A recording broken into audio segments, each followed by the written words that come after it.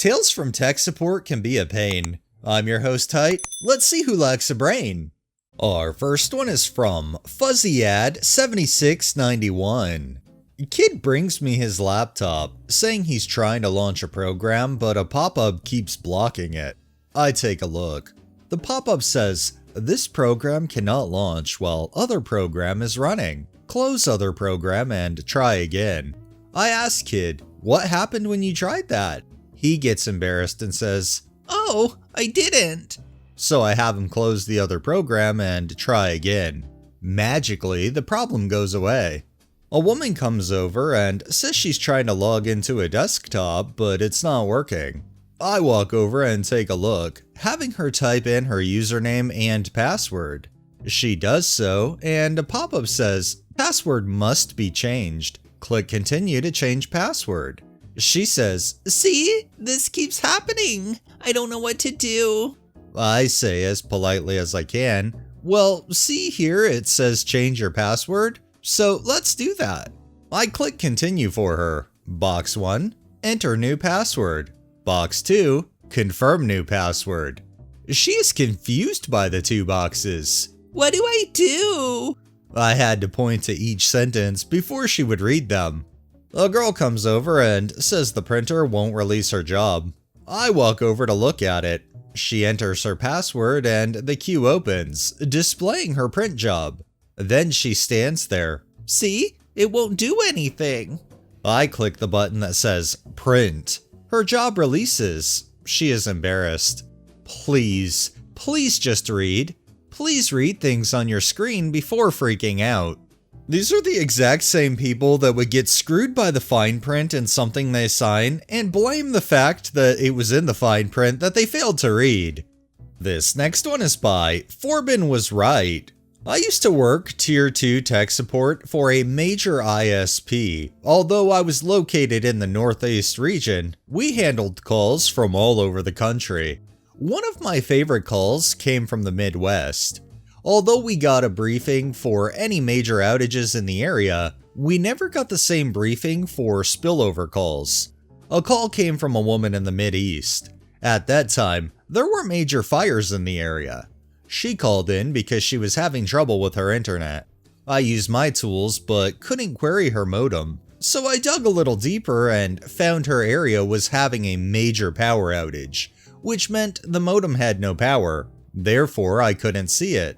When I asked her about it, she said yes, the power was out in the house and it was due to the fires, and she was trying to evacuate but needed to get on the internet to find out when it was time to go.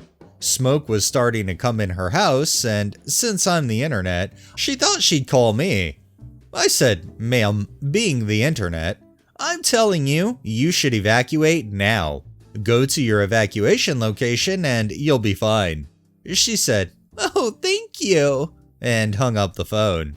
I must always remember to use my power as the internet responsibly. Note, when I answered the call, she said, "Are you the internet?" I've gotten this question many times, and found it was easier to just say yes. That would be absolutely fantastic if there was a singular internet that you could contact, ask a question, and they could give you the direct answer immediately. Almost like something you could do on your computer but through the phone. On a serious note though, you would think if fires are burning all around you, fuck looking up when you're supposed to go and just go. This next one is from Existing Matter 2134.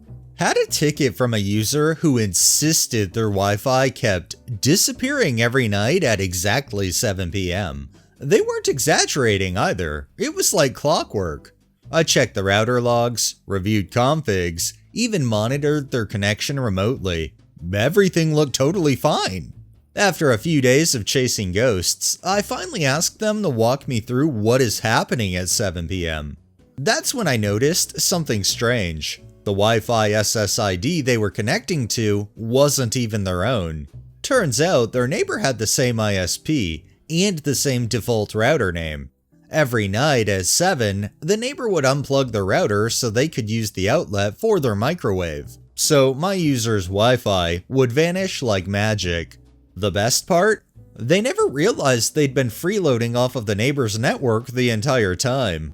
Once I set up the router properly, the 7 p.m. mystery outage was solved for good.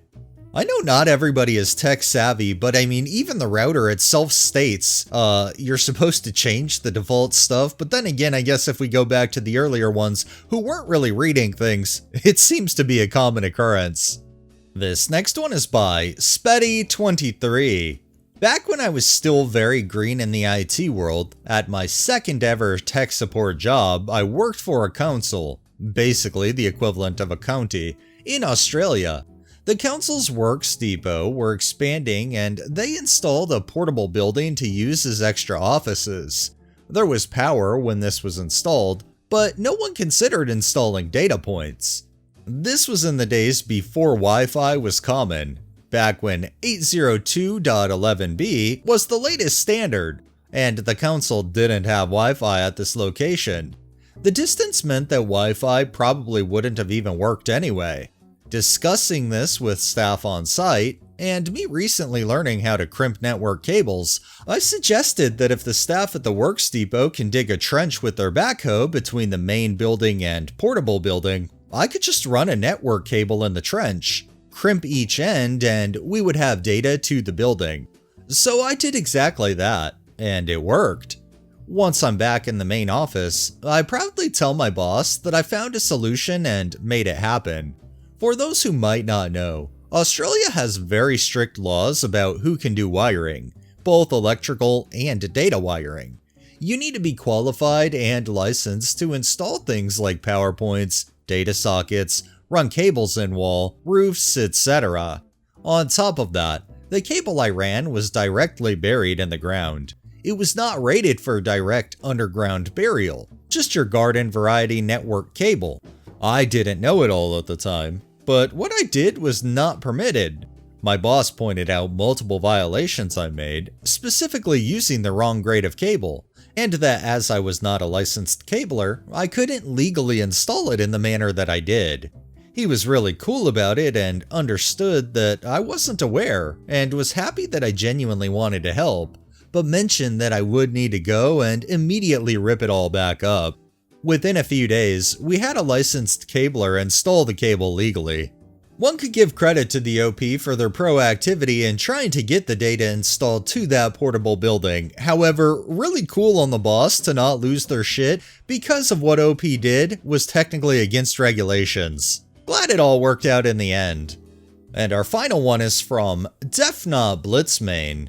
I work support for a specific piece of software that runs exclusively on customer servers, so 99.9% of my calls are directly with IT people from other companies. The other 0.1% have to transfer me to their IT people because they don't have access to servers. That usually means I'm excluded from tickets that get solved by reboots, but it doesn't exclude me from week-long finger-pointing contests. You were totally correct in saying that the other server can't talk to our service on this server, but that server can't ping us at all. It's something on your network, not our service.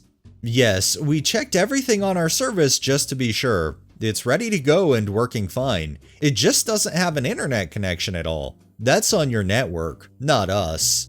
Yes, you've mentioned that this is the only server affected and all your other stuff has an internet connection, but we don't manage your network or even this server. It's all your stuff. Please troubleshoot the network connection.